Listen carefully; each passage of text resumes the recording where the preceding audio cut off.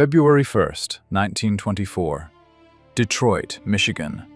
8 o'clock in the morning. Air temperature minus 12 degrees Celsius. The wind from Lake Erie pierces through, but in the mansion at West Boston Boulevard, House 70, the cold is felt entirely differently. This is not the cold of winter. This is the cold of absolute, calculated finality. Massive oak doors, adorned with hand-carved details, open not to receive guests, but to release the master of the house. On the threshold stands Sebastian Spearing Kresge. He is 56 years old. He is one of the richest people in America, the king of retail trade, the man whose name adorns hundreds of stores across the country. He has no small change in his pocket. He is known for not carrying extra money with him, fearing to lose it. But in his briefcase lie documents that have just destroyed his personal life, with the same efficiency as his business destroyed competitors. Behind him remains a mansion over 1,400 square meters in area, 14 bedrooms, 9 bathrooms, walls paneled with rare Circassian walnut. This is a house that was supposed to become a monument to his dynasty, a stronghold where his lineage would rule for centuries.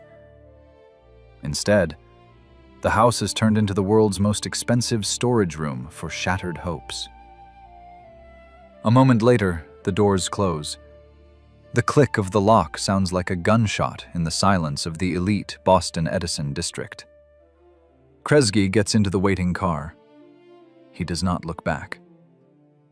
At this moment, while the car's engine disturbs the morning silence, in the Wayne County Court, clerks are preparing to register a deal that will shake the financial world no less than the stock market crash. This is not a corporate merger. This is a divorce. Anna Harvey, the woman who lived with him for more than 20 years, receives alimony. The amount specified in the agreement defies the imagination of the average person of that era. $10 million. To understand the scale of this figure, it needs to be translated into the language of reality. In 1924, the average annual income of an American family was about $1,500. A Ford Model T car cost $290. $10 million. This is the budget of a small state. This is the amount on which 3 skyscrapers could be built. And Sebastian Kresge, the man who economized on lunches by choosing soup for 30 cents, the man who wore his shoes until the soles were worn through with holes, has just given away that money so as never to see again the woman who remained behind the doors of the mansion. Newspapers the next day will come out with screaming headlines. Reporters will call it the divorce of the century. They will savor every detail. The magnate's detachment, Anna's tears, the fate of their 5 children. But none of them will write about the main thing. No one will notice that the real drama played out not in the courtroom, but in the architecture of the house itself. This mansion on Boston Boulevard was not just a place of residence. It was a physical manifestation of Kresge's inner conflict. On the outside, a majestic Mediterranean palace shouting about status and wealth. Inside, a regime of the strictest economy, where lights were turned off at a strictly set time and every expense required written justification. The house became the scene of the crime, where the victim was not a physical body, but the very idea of family. Kresge built the perfect scenery for happiness, but forgot to include humanity in the budget. On that February morning, as his car's tires crunched on the snow, moving away from the estate, the era of naive accumulation ended. The world learned that everything has a price, even loneliness. And the price of Sebastian Kresge's loneliness amounted to exactly $10 million and 1 lost palace. This is not a story about money. Money here is just decoration, like the stucco on the mansion's ceilings. This is a story about a man who learned to sell cheap goods to millions of people, but never managed to sell the idea of happiness to his own family. This is a thriller about how thrift turns into pathology, and stone walls meant to protect begin to suffocate. The collapse of Kresge's marriage was not accidental. It was a pattern laid in the very foundation on which his empire stood. To understand how a man can build a business worth hundreds of millions and at the same time destroy his home from the inside, we need to rewind the tape back. We need to leave the snowy Detroit of the 1920s and transport ourselves to a completely different place, to where dirt, labor, and religion mixed into an explosive mixture, shaping the character of the future titan. We are heading to Pennsylvania at the end of the 19th century, to a world where every cent was not just a coin, but a question of survival. It was there, among farms and stern sermons, that the very demon was conceived which, 50 years later, would drive Sebastian Kresge out of his own home. Look closely at this receding car. Sitting in it is not just a businessman. Sitting in it is a man who has just made the most unprofitable deal of his life, but is convinced that he won. The irony of fate is that the $10 million were only the first payment. The real reckoning was still ahead. July 31st, 1867. Deep province of the state of Pennsylvania, Bald Mount Settlement. There is no electricity here, no paved roads, and the silence is broken only by the ringing of church bells and the lowing of cattle. On this day, in the family of Sebastian and Catherine Kresge, a boy is born. He is named Sebastian Spearing, but the world will remember him not by name, but by the initials that will become synonymous with American trade: S.S. Kresge. To understand why this man, half a century later, would drive his wife out of the palace for the sake of economy, one needs to look at the land on which he took his first steps. This is the territory of the Pennsylvania Germans, a harsh, ascetic environment. Here, labor is not a way to earn money, but the only form of prayer that God hears. Idleness here is considered a sin bordering on crime. Little Sebastian grows up in an atmosphere where emotions are suppressed and the farm's account books are valued higher than artistic literature. His worldview is formed not in the school classroom, but at the apiary. This is the key psychological moment that biographers often overlook, but which explains everything. In his youth, Kresge takes on the care of the bees. For an ordinary child, this is a dangerous game. For Kresge, this is the first encounter with the ideal model of society. He observes the hive for hours. He sees a system where there is no individuality, where each bee is simply a functional unit, working to exhaustion for the benefit of the colony. If a bee stops producing honey, it dies or is expelled. Pity is absent. Efficiency is absolute. Later, managing thousands of employees, Kresge will subconsciously reproduce this hive model. People, for him, will become the same bees, useful as long as they produce honey, and replaceable when their resource is exhausted. In 1886, at the age of 19, Sebastian does what distinguishes a dreamer from a strategist. He begins teaching at Grover Elementary School. His salary is $22 a month, a paltry sum even by the standards of the 19th century. But Kresge does not spend a single cent on entertainment. He walks 5 or 6 kilometers on foot to avoid wearing out his shoes on the rocky roads, removing his boots where the grass is soft. This is not poverty. This is total control over resources. Every saved cent for him is a brick in the foundation of a future that no one else sees yet. But Kresge's ambitions do not fit into a rural school. He understands, to beat the system, one must know its language, the language of money. In 1889, he makes a risky decision. He takes his savings and enrolls in the Eastman Business College in Poughkeepsie, New York. This is his first investment. He is not buying goods, he is buying algorithms of thinking. There he learns not just to count, but to see invisible flows of capital. After graduating from college, Kresge does not seek easy paths. He becomes a traveling salesman. For 5 years, he travels across the northeast of the USA, selling hardware and tinware. Imagine this job.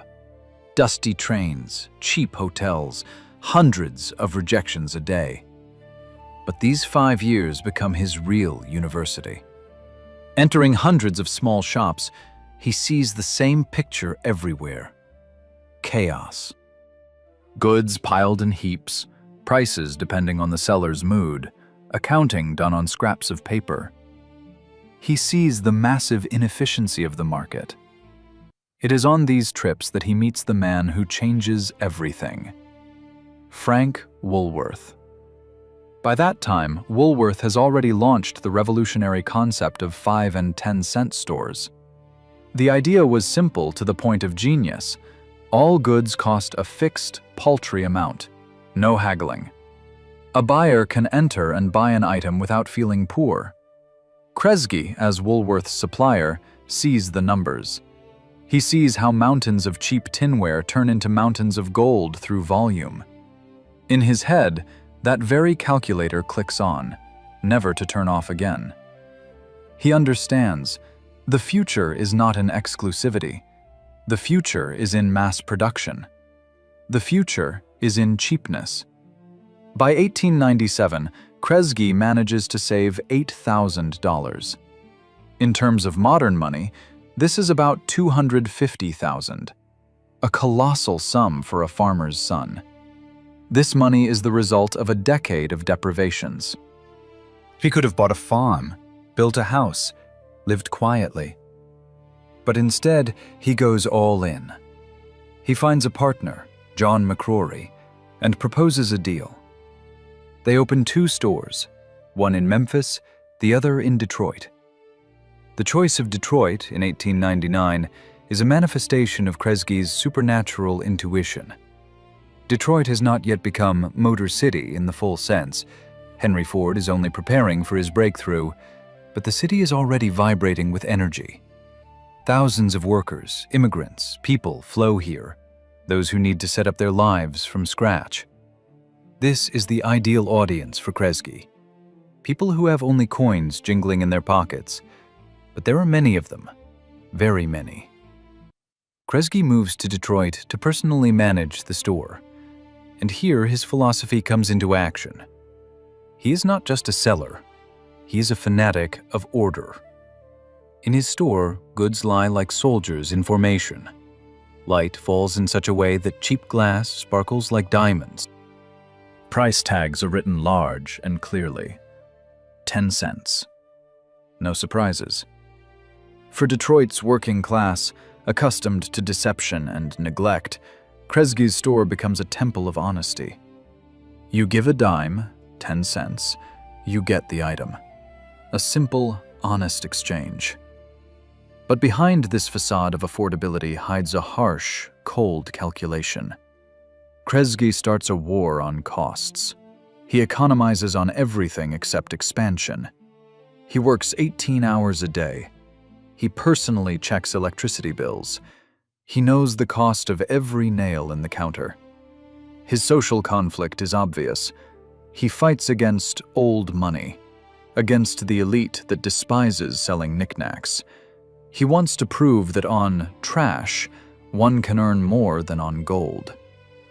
He is an outsider, a man with a hard German accent in business who does not recognize social soirees. His religion is Methodism, but his true God is efficiency. He bans alcohol, condemns smoking, despises luxury for luxury's sake. He builds himself as the perfect machine for making money. But in this mechanism there is a fatal flaw. The machine does not know how to love. The machine does not know how to empathize. By the beginning of the 20th century, Sebastian Kresge stands on the threshold of the greatest rise in retail history. He buys out his partner's share. Now he is the sole owner. The sign, SS Kresge Company, lights up above the entrance. He is ready to conquer America. But he does not yet know that the very fanaticism that allowed him to rise from Pennsylvania mud will become the tool that destroys his personal happiness. He learned to control prices, supplies, and personnel. Now he will decide that he can control living people, whom he calls his family, in exactly the same way. The scene is set. The hero is defined. His weapon is cheap goods and iron will. His weakness is a complete lack of empathy. Ahead lies a meeting with the woman who was supposed to become the jewel of his empire, but became its loudest accuser. Detroit roars. Factories launch conveyor belts, and Kresge begins building not just a business, but a prison for his loved ones, the bars of which will be cast from pure gold. 1897, Memphis, Tennessee. Sebastian Kresge makes his next strategic move. This time it is not the opening of a store or the purchase of a batch of goods. It is marriage. He meets Anna Emma Harvey. Anna is unlike the women the stern Pennsylvanian is used to dealing with. The daughter of a wealthy lawyer, she grew up in a world where money was spent, not hidden under the mattress. She is young, full of life, and sees in the 30-year-old Kresge not just a peddler of trifles, but a man with the potential of an empire. For Sebastian, this union is also a calculation. In the business world of the late 19th century, a bachelor raises suspicions. A reliable family man inspires confidence in creditors. This is a merger of two capitals, his furious energy and her social status. They marry on December 19th. The contract is signed. But neither of them suspects that they are signing a pact of mutual destruction that will last 27 years. Let us fast forward. 1912. The world is changing at a frightening speed. The Titanic goes down, but Kresge's business becomes unsinkable. In this year, an event occurs that turns a merely rich shopkeeper into a financial giant. The SS Kresge Company is officially registered in the state of Delaware. Shares go public on the stock exchange. The figures are staggering. 85 stores. Annual sales volume, $10,300,000. In today's exchange rate, this is almost $300 million in revenue. Kresge no longer needs to stand behind the counter. He becomes president of a corporation whose capitalization grows faster than oil prices. It is here, at the peak of financial power, that a fatal psychological shift occurs. Kresge moves to Detroit permanently. The city at this moment is the center of the universe. Henry Ford launches the assembly line. The Dodge brothers, the Fisher brothers, America's new kings, are building their castles. Detroit of 1914 is the Dubai of the 21st century. It is a place where ambitions are measured in tons of marble and hectares of land. Sebastian Kresge looks at his neighbors. Henry Ford lives on the neighboring street. Magnates build palaces to show the world their greatness. Kresge, despite his pathological stinginess, understands. He cannot live in a shack. He needs a symbol. He needs a headquarters. He needs a house that will silence those who call him the king of cheapness. He chooses a plot, and not just any plot. He buys the largest residential lot in the elite Boston Edison district. Address, 70 West Boston Boulevard. 4 acres of land in the city center. This is a statement. This is a challenge. Construction begins. 1914. While World War I is flaring up in Europe, in Detroit, a battle of architects is igniting. Kresge hires the best, but controls every step of theirs. He approves a project in the Mediterranean revival style. This is a strange choice for cold Michigan. White stuccoed walls, red tile roof, Italian motifs. The house is supposed to look like a villa on the Amalfi Coast, teleported into the industrial heart of America. But here begins the paradox that will become the curse of this house. Kresge builds a palace, but thinks like a foreman on the construction of a shed. Workers testify. The millionaire personally checks the amount of cement used. He demands reports on every nail. He wants grandeur at wholesale prices. Anna Harvey watches this process with growing horror. For her, this house was supposed to be an entry into high society. She dreams of balls, receptions, formal dinners where she will shine as the Queen of Detroit. She sees spacious halls in the blueprints and imagines music and laughter there. Sebastian sees the same blueprints as an asset that must appreciate in value. For him, a hall is not a place for dancing. It is square footage that needs to be heated. By the time construction is completed, the foundation of conflict is already laid in the house. This is not a merger of two worlds, as Anna hoped. This is a clash of two galaxies. The world of old money, or the aspiration to it, which Anna represents, is a world where wealth serves comfort. Kresge's world is a one-man Puritan sect where wealth serves only accumulation. The house grows.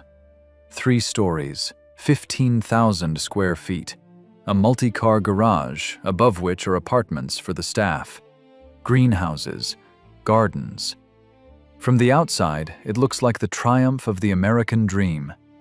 A second-generation immigrant, a farmer's son, has built his Versailles. Detroit newspapers write about the mansion with bated breath. They call it the jewel of Boston Edison. But let us look inside while the paint is still fresh. The house's structure is designed to divide, not unite. Huge spaces, long corridors. The spouses' rooms are in different wings. No, they are nearby, but the psychological distance between them is already measured in miles. Kresge introduces his rules into the house, which is not even occupied yet. These are wartime rules in peacetime. Anna learns that having a palace does not mean having freedom. On the contrary, the bigger the house, the bigger the prison. "Why do we need so many servants?" asks Kresge, looking at the staff schedule. "Because it's a house with 14 bedrooms, Sebastian," replies Anna. In this dialogue lies the essence of the impending tragedy. Kresge builds a housing machine. Anna wants a home hearth. It is important to understand the context of the era. The jazz era is dawning. Women begin cutting their hair shorter, skirts become higher, morals freer. Anna wants to be part of this new, bright world. She is the wife of one of the richest people on the planet. She has a right to luxury. But her husband is stuck in Pennsylvania, 1867. He despises fashion. He hates jazz. He considers parties a waste of calories. The moment the Kresge family first crosses the threshold of the mansion on West Boston Boulevard, the trap snaps shut. Shiny parquet, marble staircases, crystal chandeliers. All this becomes scenery for the most expensive family drama of the decade. Kresge thinks he built a fortress that will protect his capital and family from the outside world. He does not understand that he locked the most dangerous enemy inside the walls. That enemy is himself. The house is ready. It is magnificent. It is cold. It costs millions. And in its huge, echoing halls, the echo of footsteps sounds like the countdown of a time bomb. The retail empire is at its peak, but the Kresge family empire begins to crack. Cracks that can no longer be covered with plaster. Anna Harvey enters her golden cage and the key turns in the lock. Let us enter inside. Crossing the threshold of the mansion on West Boston Boulevard is not just entering a living space. It is a journey into the labyrinth of the mind of a man who turned asceticism into the most expensive form of art. From the street, the house looks like a monolith. White plaster, red tiles, strict symmetry of the Mediterranean style. It looks like a fortress protecting its inhabitants from the chaos of industrial Detroit. But as soon as the heavy oak doors close behind you, you find yourself in a space that architects called a masterpiece, and the Kresge family, a golden prison. The first thing that hits the visitor's senses is the silence. In a house of almost 1,500 square meters, where 7 people and a staff of servants live, there is an unnatural, vacuum-like silence. The hall floors are laid with marble brought from Europe. Every step on this stone echoes with a resonant boom that seems to be heard in every corner of the building. This is the acoustics of a cathedral, not a home. Here one wants to speak in whispers. Here it is scary to drop a spoon. This is exactly the effect Sebastian Kresge was aiming for. His house was supposed to inspire awe, not coziness. We proceed to the main hall. The gaze inevitably falls on the wall paneling. This is not just wood. This is the rarest Circassian walnut. In 1914, the cost of such paneling was equivalent to the price of several good suburban houses. The wood's texture is dark, deep, complex. It absorbs light, creating an atmosphere of perpetual twilight even on a sunny day. This is Kresge's paradox embodied in material. He spent a fortune on wood to save on lighting. The lamps in this house are turned on strictly as needed. If there is no one in the room, there must be darkness there. Servants who violate this rule risk instant dismissal. To the left of the hall was the music room. Anna Harvey dreamed that a grand piano would stand here, played by the city's best musicians. She imagined laughter here, the clink of champagne glasses, the rustle of silk dresses. The grand piano does indeed stand there, but it is silent. Sebastian Kresge, a strict Methodist, does not approve of frivolous music, and alcohol is categorically prohibited in this house. The music room has turned into a museum exhibit. Furniture in the style of Louis XIV is arranged with geometric precision. There are no creases on the velvet seats because no one sits on them. This space is created to be looked at, not to be lived in. We move further, to the heart of the mansion, the dining room. A massive redwood table capable of seating 20 people. Above it looms a massive crystal chandelier, each pendant of which costs as much as a saleswoman's weekly salary in a Kresge store. But if you look at this table during lunch, you will see a surreal picture. At the head of the table sits a multi-millionaire whose fortune grows by thousands of dollars an hour. In front of him is a simple plate of soup or porridge. He chews the food thoroughly, following Fletcher's health nutrition teaching, popular in those years, which also allowed getting maximum energy from minimum food. Economy at the physiological level. Around him are his wife and 5 children: Stanley, Ruth, Howard, Anna, and Catherine. They eat in silence under the father's watchful eye, who can start an interrogation over too much butter spread on bread. The grandeur of the decor only emphasizes the poverty of the emotional diet. But the most important room in this house is hidden from the eyes of casual guests. To understand Sebastian Kresge's soul, one needs to go up to the 2nd floor or enter his office. There is an object that turns this mansion into a unique psychological portrait. This is not a library with rare books. This is not an art gallery. This is a bank vault.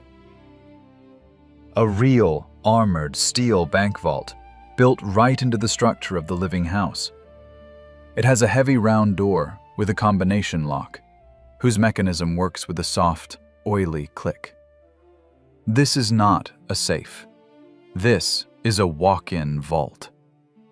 Here, among the shelves, Kresge stores what he truly loves: accounting books, profit reports, cash money, and property ownership documents.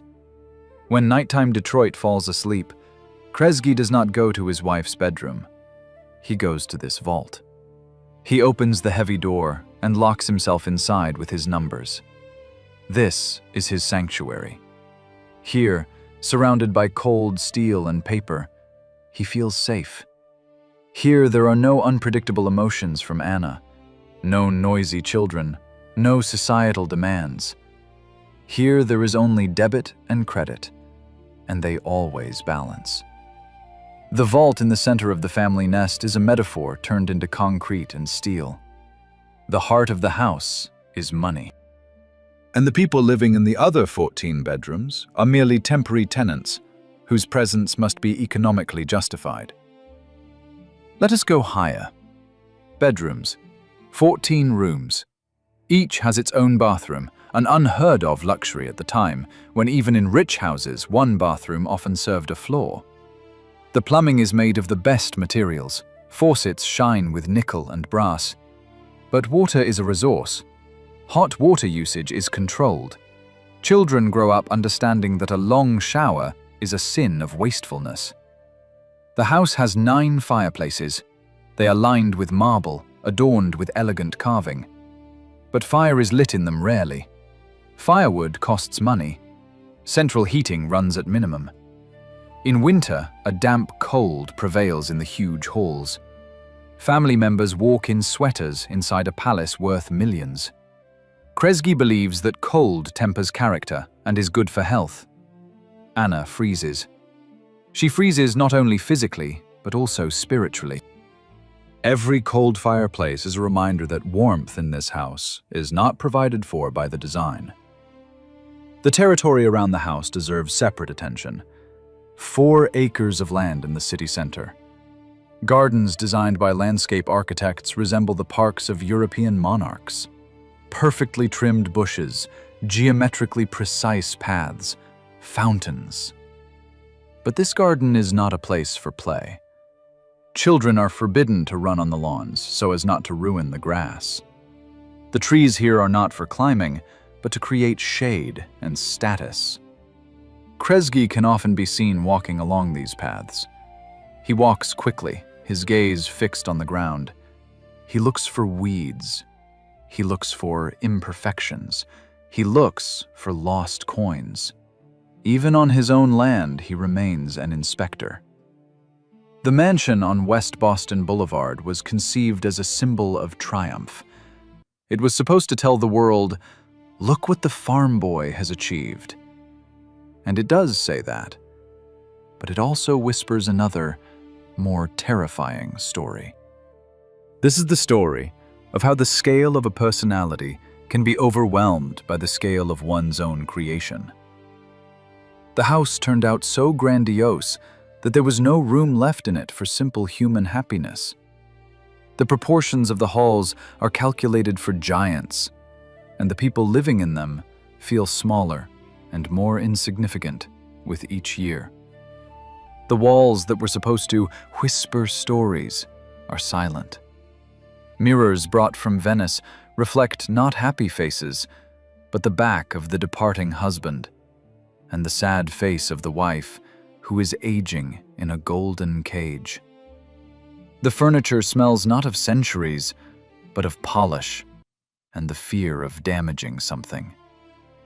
By 1923, this architectural masterpiece has finally turned into a battlefield. Anna Harvey can no longer see beauty in the ceiling stucco. She sees bars in it. She understands that every dollar invested in this stone was stolen from her emotional life. The irony of fate. Kresge built a house that will stand for centuries. He used the best materials to ensure eternity. But he did not account for the fact that marriage is a structure requiring a different kind of cement. And while he was checking electricity bills, the foundation of his family had already turned to sand. The house stood firm. The family was crumbling. And soon these walls will witness how the mistress, for whom all this was supposedly built, will present a bill that will make even Kresge's steel bank vault shudder. The calendar shows 1923. Outside the windows of the mansion on West Boston Boulevard, the roaring 20s are roaring. The jazz era reaches its peak. Women throw off corsets, smoke long cigarettes, dance the Charleston, and for the first time in history, sit behind the wheel of cars. America is drunk on freedom and money.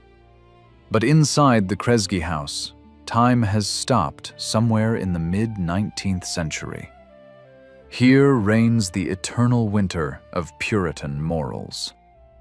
And it is here, at the junction of two eras, that the real human tragedy unfolds, scarier than any bankruptcy. Anna Harvey, the woman who gave Sebastian 25 years of her life and bore him 5 children, is on the verge of a breakdown. The outside world sees her as the queen of the retail empire. Newspaper reporters describe her public appearances, envying her status. But no one sees what happens when the bedroom doors close. Anna lives in a regime of total financial and emotional blockade. This is not a story of physical violence. Sebastian Kresge never raised a hand to his wife. His weapon was more terrible. It was the weapon of indifference and humiliating control. Imagine the situation. The wife of a multimillionaire, whose fortune is valued at hundreds of millions of dollars, is forced to ask her husband for money for a pair of stockings. And not just ask, but justify the necessity of the purchase. Kresge demands receipts. He checks the change. If Anna buys something he considers an extravagance, for example, a hat slightly more expensive than usual, a lecture on the sin of wastefulness follows, which can last for hours. Here arises a deep moral conflict that makes the viewer doubt. After all, Kresge does not spend money on himself. He wears the same suit for years. He stuffs cardboard into worn-out shoes so as not to buy new ones. Can one condemn a man for demanding the same from his family that he follows himself? Is he a tyrant, or simply a principled ascetic whom his luxury-spoiled loved ones do not understand? However, the line between thrift and pathology was crossed long ago. Anna's humiliation becomes public. At charity evenings where Detroit's elite gathers, Fords, Dodges, Firestones, Sebastian Kresge looks like a poor relative. Anna sees the sympathetic glances from other wives. She sees how they whisper behind their backs. For a woman of her circle and upbringing, this is torture.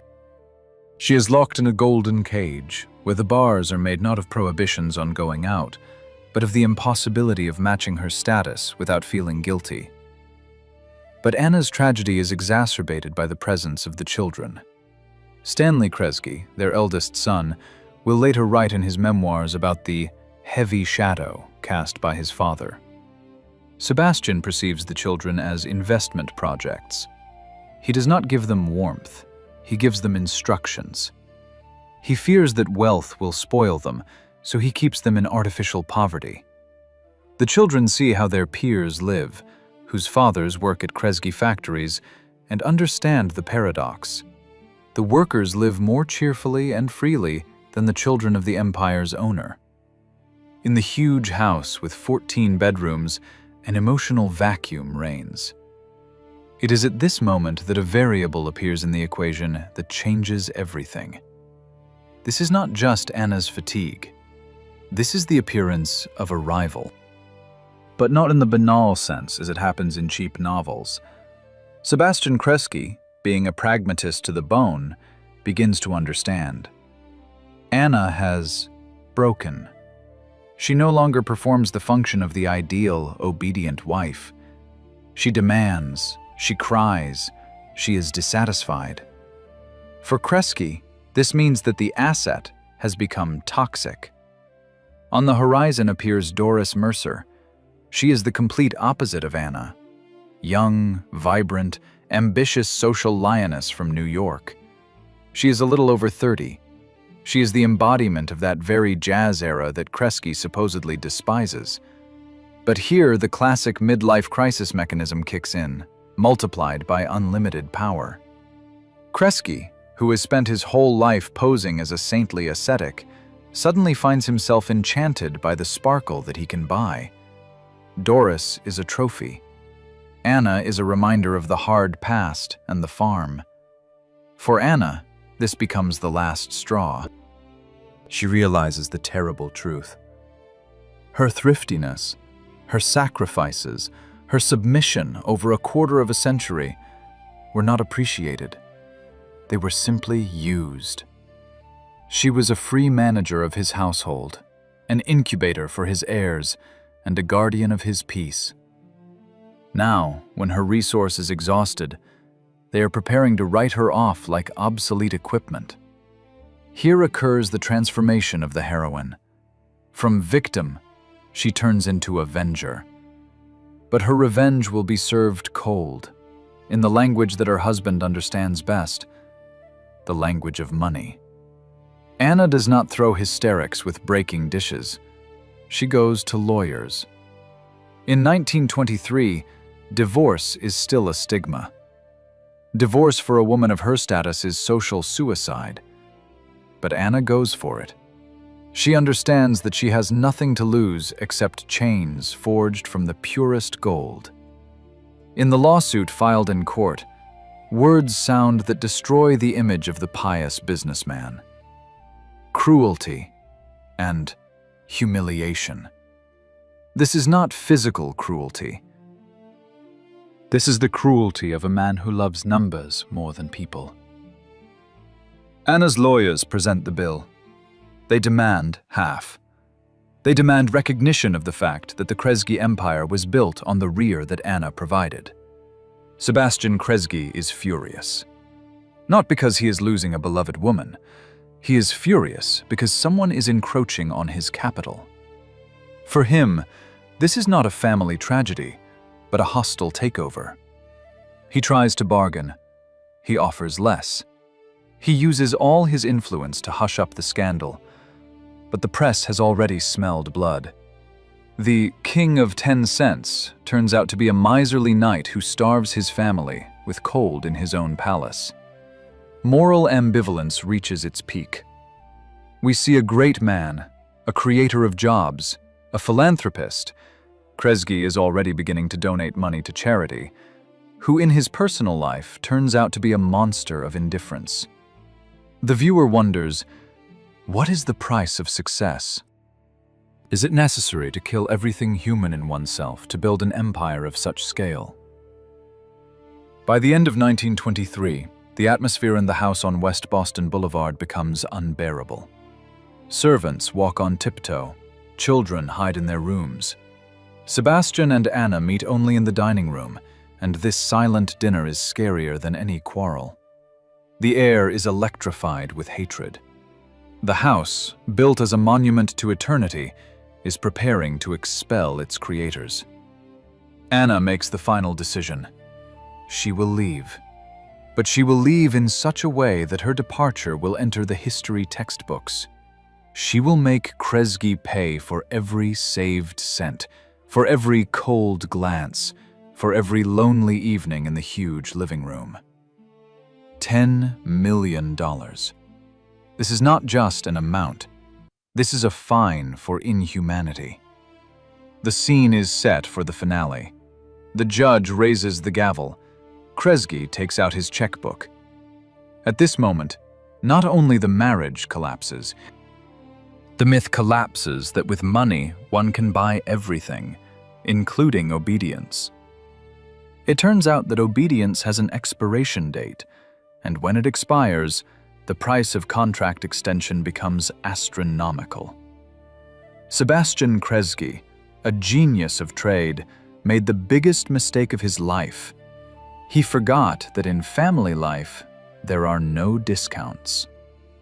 The events following the signing of the check for $10 million resemble a train wreck in slow motion.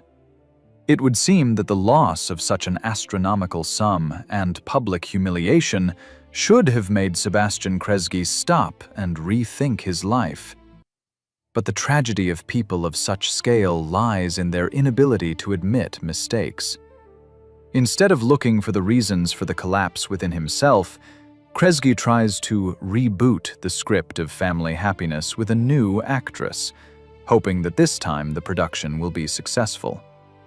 In the same 1924, as soon as the ink on the divorce documents with Anna has time to dry, Kresge marries Doris Mercer. This act is not an act of love, but an act of business stubbornness. He seems to want to prove to the world and his ex-wife that the problem was not in his stinginess, but in the wrong partner. Doris is young, beautiful, and, as Kresge believes, will be grateful for access to his empire. But this marriage becomes an even more catastrophic failure than the first. If Anna Harvey endured the regime of strict economy for 25 years, hardened by 19th century upbringing, then Doris Mercer, a child of the jazz era, does not last even 4 years. She does not intend to live in a golden cage and account for the purchase of lipstick. The conflict flares up instantly. Kresge again tries to apply his beehive formula. Everyone works, no one spends, but encounters a reality he cannot control. 1928. Another court. Another scandal. Doris files for divorce. The script repeats with frightening accuracy. Only this time, everything happens faster and more cynically. Kresge is forced to pay again. The price of freedom from the second attempt to build happiness is $3 million. In total, over 4 years, personal life cost America's most thrifty man $13 million. In modern terms, that's hundreds of millions. It is at this moment, at the end of the 1920s, that a real internal turning point occurs. Kresge is left alone. The mansion on West Boston Boulevard, his greatest creation, no longer belongs to him. By irony of fate and the terms of the first divorce, Anna stayed to live there. She remarried and now lives in his palace with another man, enjoying the warmth that Kresge refused to pay for. Sebastian Kresge finds himself in a situation of existential vacuum. He is 61 years old. He has money, but no home. He has an empire, but no heir ready to unconditionally accept his philosophy. The children from Anna have distanced themselves from their father. His model of the world, built on accumulation, has cracked. He realizes that the money he so fiercely protected from his own family brought him nothing but loneliness. Then a transformation occurs that changes the meaning of the entire story. If Kresge cannot control living people, wives, children, he decides to control eternity itself. He changes strategy. Instead of meaningless accumulation, the era of strategic giving begins. Already in 1924, parallel to the collapse of the first marriage, he established the Kresge Foundation. Initially, it was a way to optimize taxes and protect capital. But after the second divorce, and on the eve of the Great Depression, the foundation becomes a surrogate family for him. Kresge invests $65 million in it. This is a paradox that defies comprehension. A man who refused to pay for taxis and walked on foot in the rain gives away a gigantic fortune for the abstract benefit of humanity. Why does he do this? It is not sentimentality. It is the same thirst for power, but transferred to another level. By giving money to the foundation, he ensures that his name will remain in history clean, washed from divorce scandals. He builds a monument that is more reliable than the mansion on Boston Boulevard. The mansion can be taken away in a divorce. The foundation cannot be taken away. Then comes 1929. Stock market crash, Great Depression. America plunges into poverty. Bankers jump out of windows. Factories stand idle. But the Kresge Empire prospers. In conditions of total poverty, 5 and 10-cent stores become the only place where Americans can afford purchases. Kresge's profits grow while the country starves. This contrast finally shapes his new image. In the eyes of society, he is no longer the miserly knight who drove away his wife. He is a titan who gives people cheap goods and donates millions to hospitals and universities through his foundation. The money that was cursed within the walls of the family mansion, upon going out, becomes blessed. Kresge moves to a farm in Pennsylvania, returning to his roots. He lives there almost like a monk. He rises at dawn, works with bees, prays. He renounces the attributes of wealth that destroyed his life. But this is not the humility of a saint. This is an admission of defeat in the attempt to be like everyone else. He realized that he is not made for love, comfort, and family dinners. He is made only for function, for work, for serving the mechanism. At the same time, a transformation occurs in his children as well, especially in his son Stanley. Having grown up in the cold mansion, Stanley did not become embittered. On the contrary, he takes over the management of the Kresge Foundation. He turns his father's money, accumulated through harshness and deprivations, into a tool of real help. Stanley becomes that very bridge between the father's dead capital and living people. The tragedy of childhood in the golden cage sublimes into a desire to save others from suffering. The mansion on West Boston Boulevard stands in these years as a silent witness to this metamorphosis. Lights still burn in it, but now it is the light of a different life. Anna Harvey, freed from her husband's tyranny, finally fills the house with what was missing during Sebastian's time: sounds of life, guests, warmth. The house stops being a bank vault and becomes simply a home. But Kresge's shadow does not disappear. It moves from physical space to financial and social space. The crisis of the late 1920s taught Sebastian Kresge the main lesson. Wealth that does not serve an idea becomes poison. He could not save his marriage, but decided to save his name. He transformed from the owner of property into the architect of legacy. But the price of this wisdom turned out to be monstrous.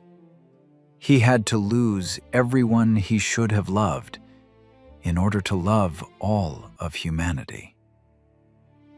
The story approaches its finale, but one question remains. Is the old man, rummaging in beehives on his farm, happy, knowing that his name is carved on the pediments of libraries, but his own children remember him with shuddering? Sebastian Kresge transcended his greed, turning it into philanthropy, but he never managed to buy what was not sold in his stores even for 10 cents: simple human warmth. October 18, 1966. Sebastian Spearing Kresge takes his last breath. He is 99 years old. He outlived his enemies, his wives, the Jazz era, the Great Depression, and 2 world wars. The man who started by selling tin pots leaves, leaving behind an empire of nearly 1,000 stores. But the story does not end there. It only acquires its final, paradoxical meaning. Kresge's legacy split into 2 streams, whose fates are diametrically opposite. The first stream is the business. In 1962, 4 years before the founder's death, the company launches a new format: Kmart Discounters. This brand will become a symbol of American trade in the 20th century.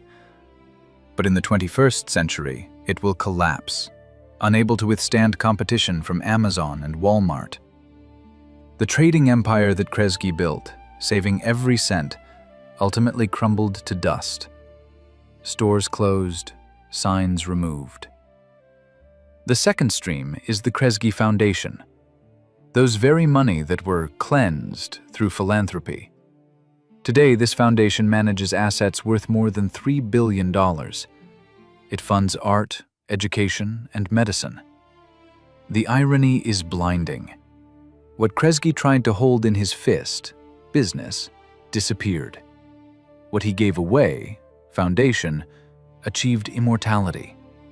His name lives not thanks to stores, but thanks to libraries and universities built with his money. And what about the house? The mansion at 70 West Boston Boulevard still stands. It survived Detroit's decline, riots, and abandonment. Today, it is restored and shines with white plaster again. But for historians and city residents, this building will forever remain a monument not to love, but to the most expensive miscalculation in history. It is a monument to the fact that perfect walls can be built, but people cannot be made happy inside them by order. The story of Sebastian Kresge sounds eerily relevant today. We live in the era of new tech billionaires who build bunkers and dream of eternal life, optimizing every aspect of their existence. Kresge was their prototype. He showed that efficiency elevated to the absolute kills life.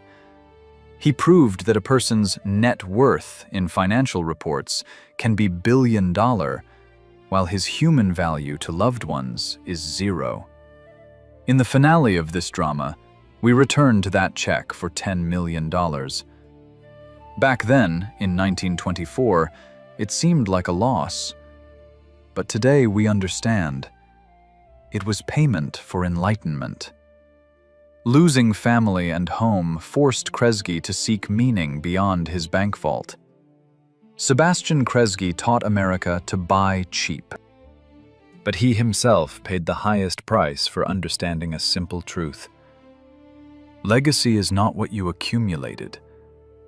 Legacy is what you gave. And sometimes, to understand this, one needs to lose everything except one's money.